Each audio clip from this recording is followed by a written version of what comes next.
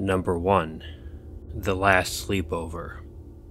The freakiest thing that ever happened to me happened back when I was in junior high school, 8th grade. I really didn't have a lot of friends. Or more accurately, I didn't really have any friends. But it was partly by choice.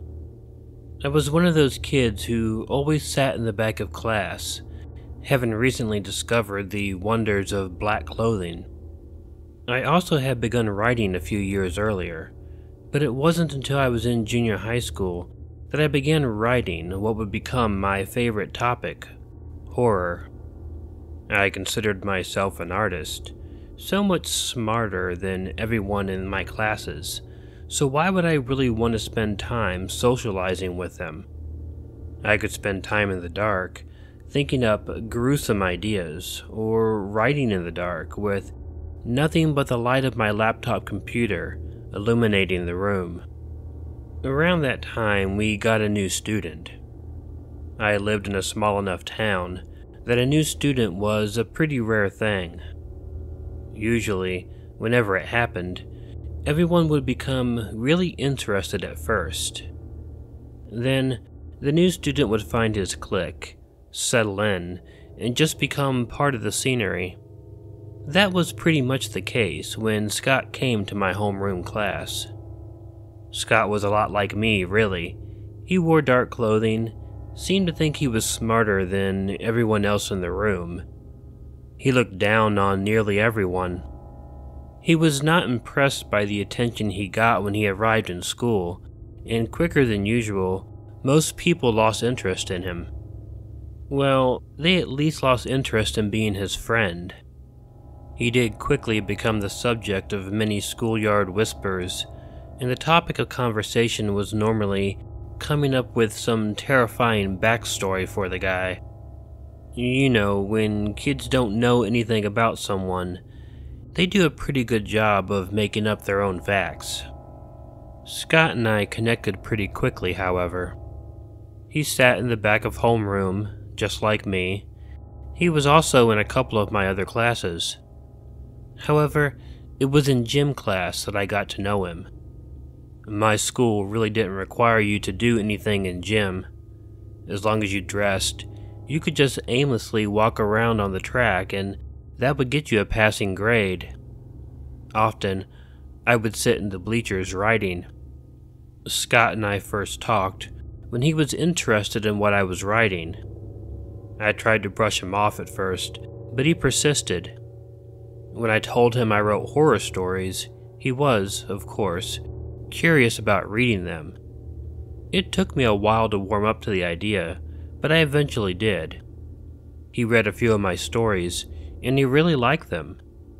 He also had this wonderful idea of him possibly drawing pictures to go along with my stories.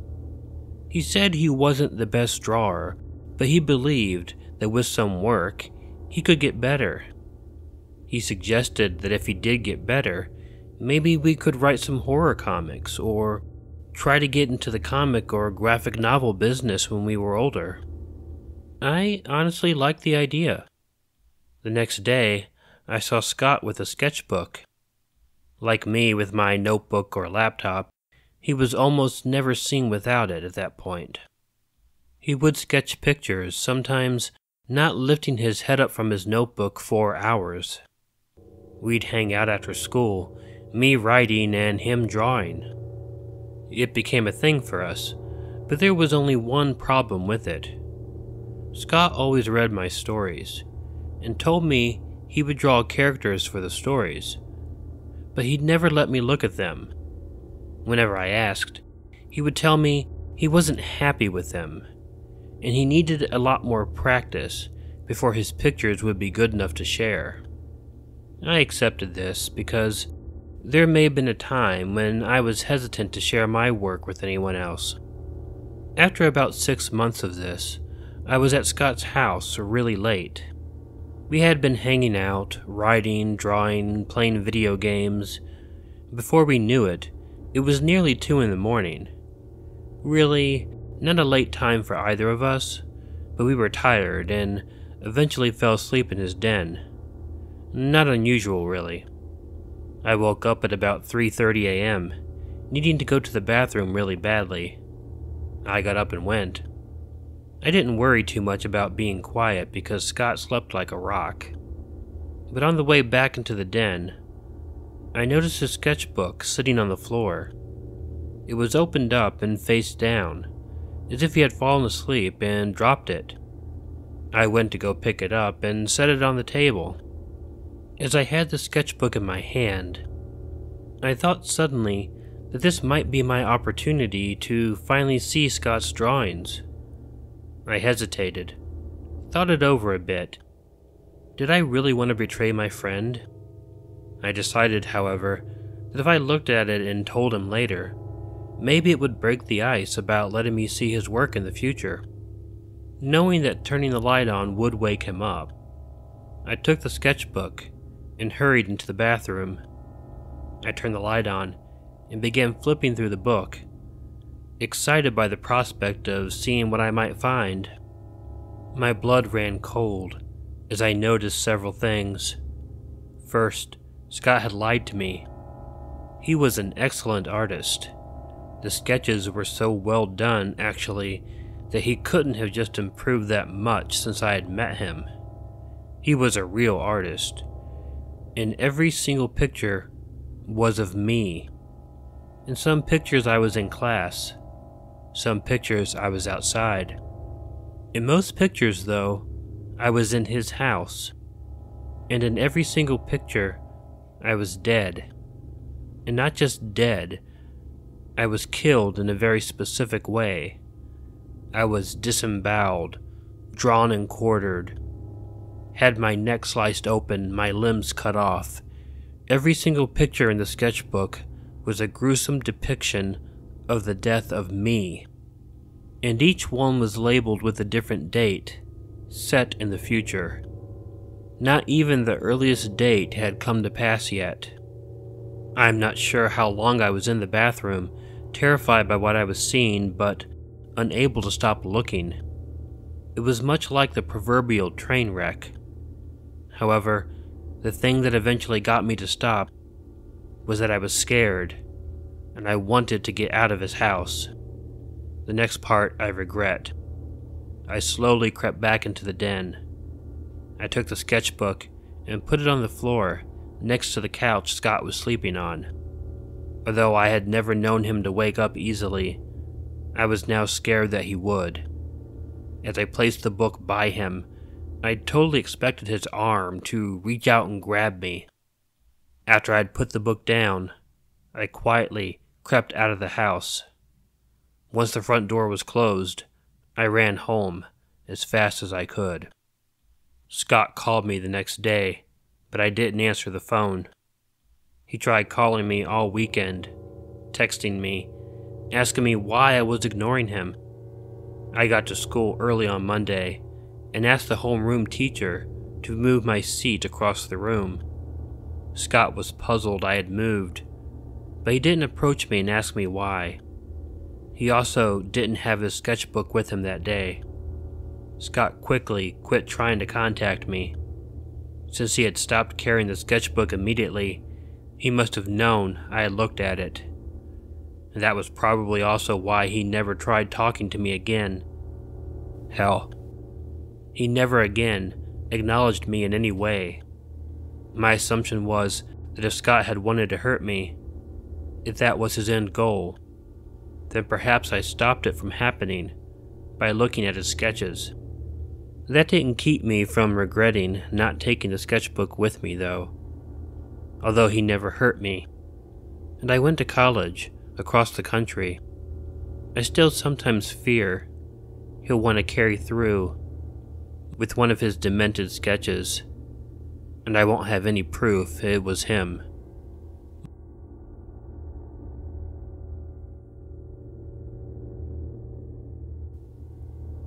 Number 2. Landscaper. I was 16 years old when this happened. My parents had to go back home for a funeral. Although I would have liked to go with them, I wasn't able to due to me having a school track event I had to attend.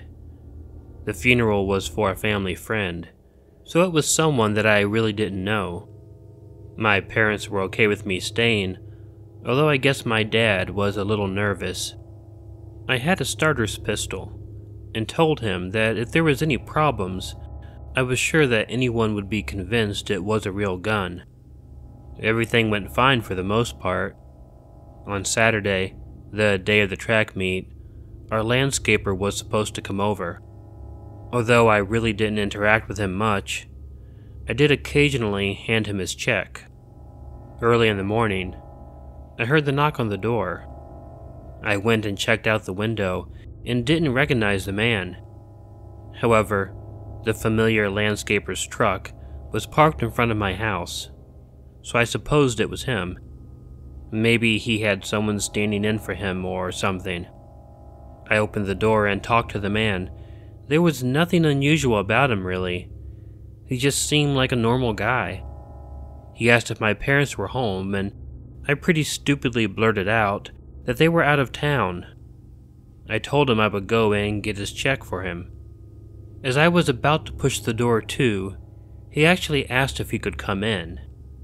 I told him I didn't really know him, so I didn't think that was a good idea.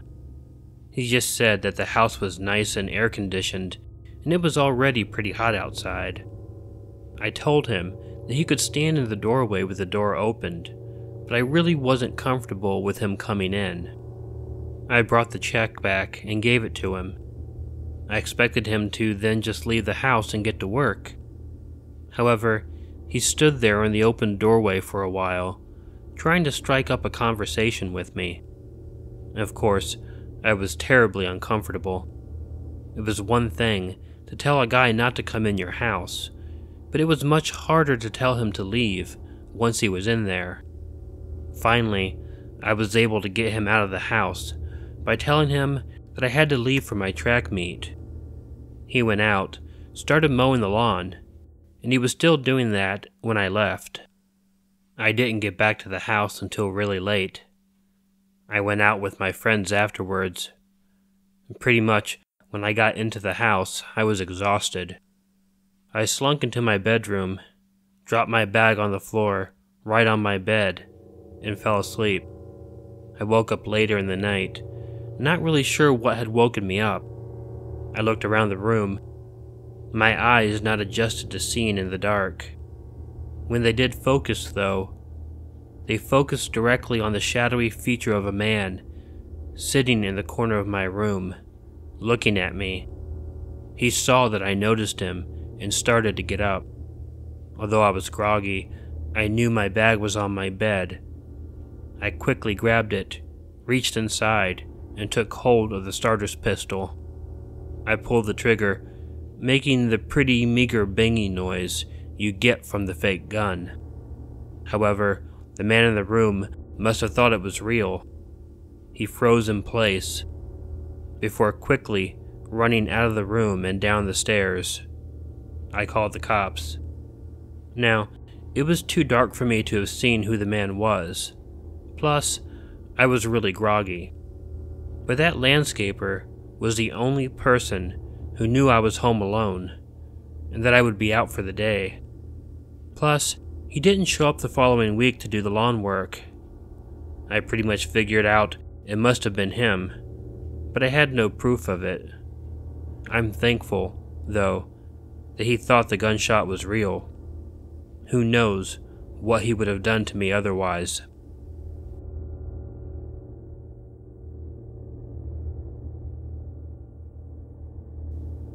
Number 3. Phone off the hook. Back in 1983, in the era before cell phones, I moved into a one-bedroom apartment. I lived alone. In those days, you were stuck with plugging your phone into whatever outlets the apartment supplied. There was no outlet in the living room, so I purchased a long, straight cord and plugged it into the wall near the door. Consequently, the phone line had to lay on the carpet and cross over into the living room, where I placed the phone on my coffee table. I was laying on the couch one night, engrossed in a very good movie. At 10:30 p.m., during the movie, My phone on the coffee table rang. I answered it with, "Hello?" Yet, the line seemed dead. After saying hello a few more times, I hung up. I figured if it were important, the person would call back. But the movie was so good, I didn't really want to talk anyway. I never got off the couch until the movie ended at 11. I then decided to take a hot bath. I went down the short hallway, which had my bedroom on the left and my bathroom on the right. I walked into the bathroom, started running bath water, and undressed. I then happened to glance across the hall to my bedroom. The light was on in the bedroom, which I found odd. I hadn't noticed before. The apartment was so small, the light would have shined into the hallway and would have been visible earlier, even from the couch, or when I approached the bathroom. Then, I happened to notice something else.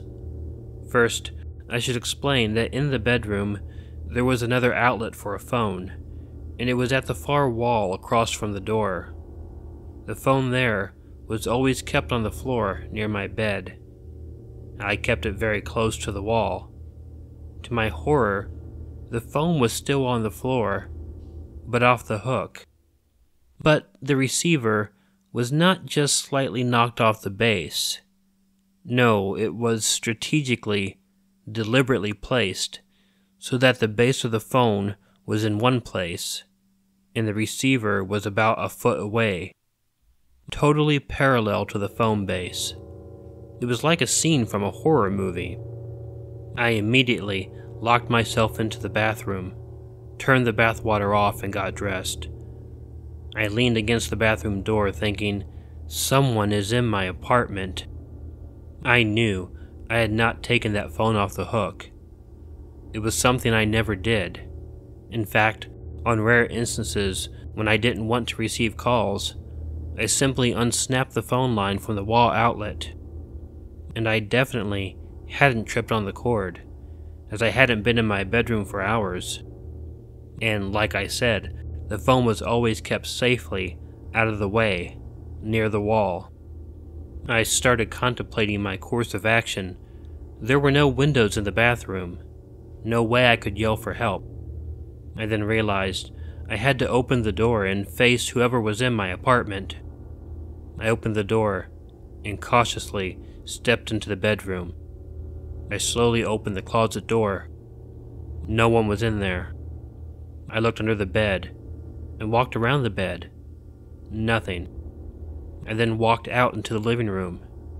The sliding glass door could only be locked from the inside, and it was locked.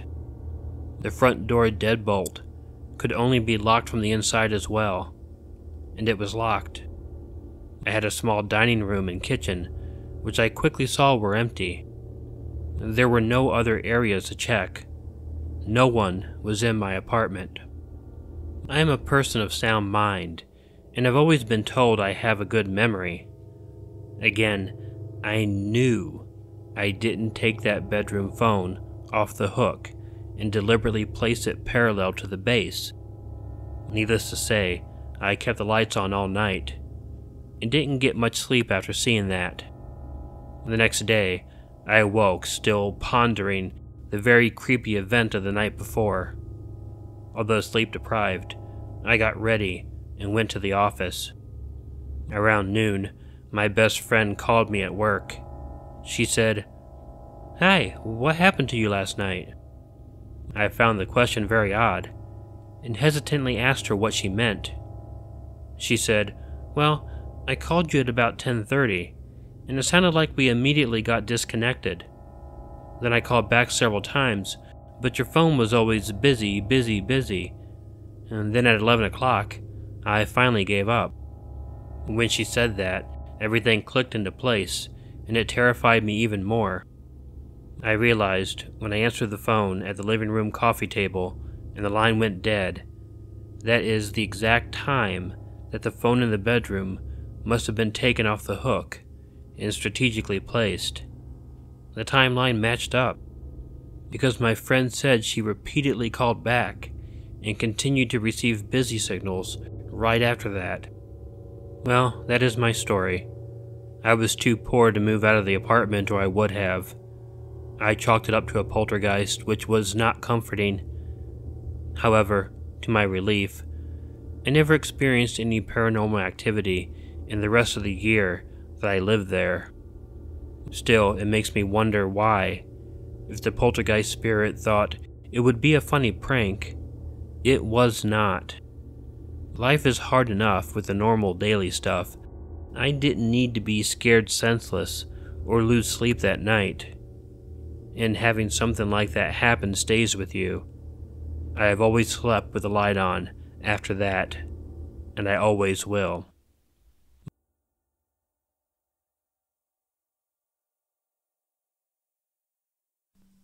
Number 4.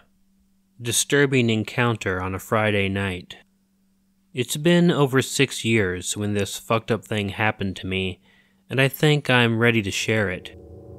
First off, I'm male, slim, athletic, and around 5'11", and I am still a party animal to this day. I admit, I can get a little out of control. I am from Melbourne, Australia. I was 19 when this happened to me. On Friday night, I was invited to a house party at a friend's house for one crazy night. It was a big house with over 300 people. I knew I would drink a lot and definitely take some drugs, like weed and ecstasy, so I took a train there, since I know I wouldn't be able to drive.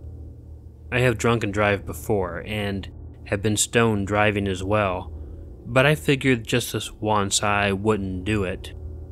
It took me at least 30 minutes by train from my house to the closest train station, and another 10 minutes walking from the station to the house.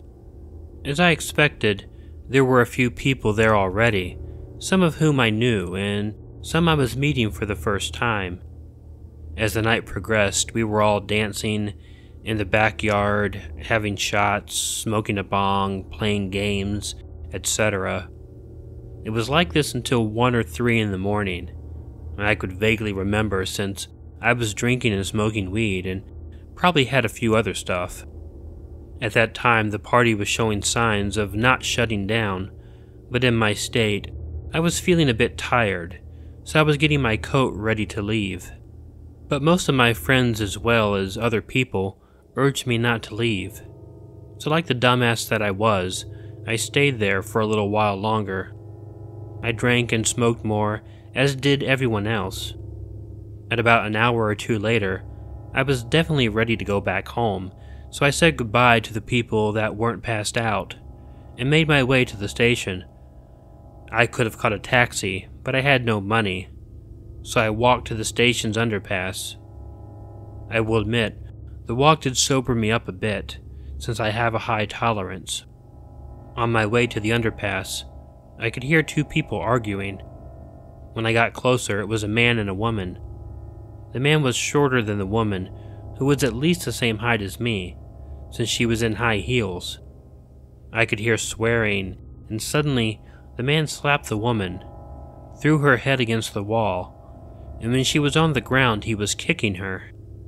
I yelled out, "Hey, what the fuck are you doing?" as I was getting a little closer to beat the shit out of the man. He stopped beating the woman, looked at me as the woman got up and started to run towards my direction. She ran past me as I locked eyes on her. That was enough time for the guy to come close enough to me and held a knife to my throat. I was frozen, my heart beating hard, and I also shit myself. The man looked really pissed. To describe him, he looked in his early 40s, short black hair, white and slim build. "You want to be a hero, huh?" he asked in a low voice. I didn't answer, too scared to move or speak. He told me to lay face down on the ground, while still having the knife in his hand. I did what he said, and I could hear him pulling his pants down with his other hand. In my mind, I knew what he was going to do to me. I didn't know how to get myself out of this situation. "Don't struggle, bitch," he said to me as he was pulling my pants down. He was on top of me, but before he could do what he wanted to do, he leaned closer to my ear and whispered, "I'm gonna fuck you so hard." He didn't finish because he heard a noise, and that's when I headbutted him with the back of my head to his nose, pushed him off my back, and quickly pulled my pants back up. I ran away while I could hear him yelling at me. I wasn't sure what he said, but I could hear him swearing and running towards me. He never caught me. It was a fucking miracle that I got away, especially in the state I was in. And by another miracle, the train almost left without me. But I quickly made my way in, just 2 seconds before the doors closed. And by the time the train was moving, the man had emerged from the underpass and was looking at me, with his knife in his hand, and my phone in the other. He took my phone without me even realizing it. I was so fucking scared what he was gonna do to me, but thanks to my quick thinking, nothing happened to me. I got a new phone, of course, and deactivated all of my info from the one that was stolen from me, so him finding me was not gonna happen. I find it very strange that something like this could have happened to me since I am male. To this day, I will never ever go to that train station at that hour, and especially in that state. From now on, I catch an Uber or I stay the night at a house party.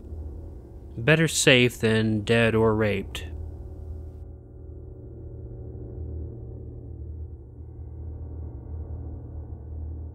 Seattle in 1985. In the early summer of 1985, my best friend was kicked out of her parents' house. She came to live with my family for a short time. I was 13 and she was 14. My mom let us go to Seattle Center by ourselves, which wasn't unusual. I loved getting away from the house and was excited for the trip. My mom dropped us off at the bus stop, about a mile from my house, and we took a bus to Seattle. The monorail to Seattle Center was too expensive, so we walked about a mile downtown. It was before we got to Seattle Center that we were approached. A thin, non-threatening looking man came up to my friend, and with a Michael Jackson-like voice said, "I'm Romeo. Haven't we met someplace before?" My friend giggled and started talking to him. It only took me a minute to realize he was a pimp. My friend told him all her woes as we walked through Seattle Center. I was getting nervous, feeling that she was oversharing. Another man, taller and heavier than Romeo, approached us and scared Romeo away. This second man, I don't recall his name, must have been listening to at least some of the conversation. He was obviously another pimp.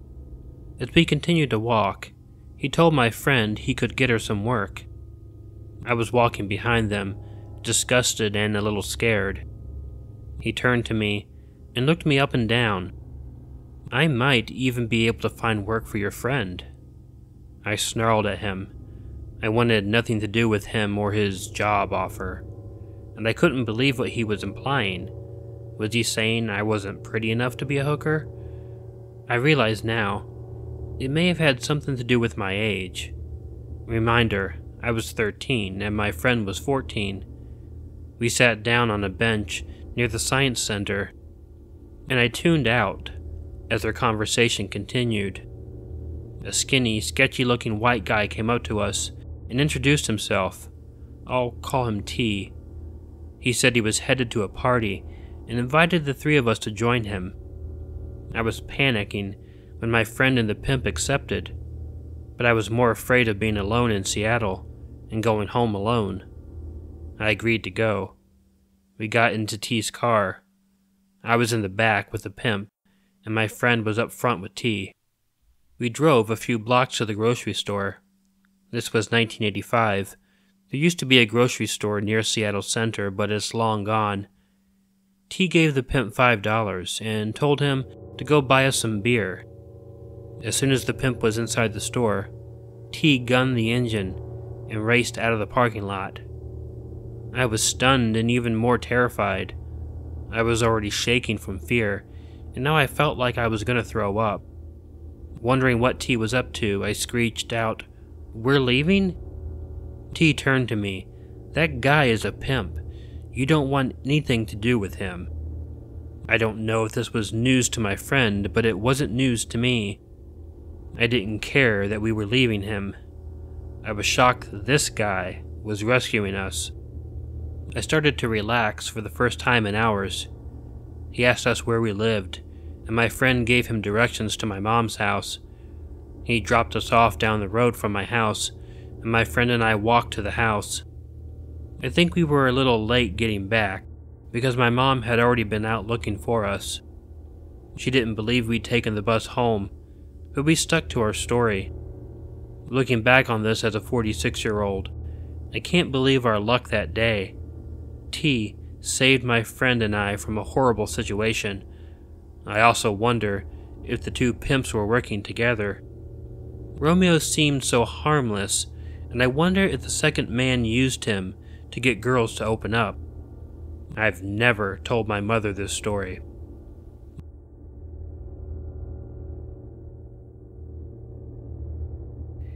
Hey all, Killer Orange Cat here. I hope you enjoyed these stories. In the meantime, if you like this video, please let me know by hitting the like button. If you're not already subscribed to Killer Orange Cat, please consider hitting the subscribe button below, or using the icon of Ichigo the cat that will appear at the end of this closing. Feel free to leave me a comment to let me know what you think of the video, and consider sharing it with someone you think might enjoy it. You can always follow Ichigo and myself on Facebook and Twitter using the links in the description. I'm much more active on Twitter though than Facebook. If you have a story you'd like narrated on Killer Orange Cat, please send it to the address provided in the description. My main requirement is that the story is original, meaning it has not yet been read on any other YouTube channel. I hope you'll make sure to check in your closet and check under your bed, because you never know where Killer Orange Cat might be hiding. Good night.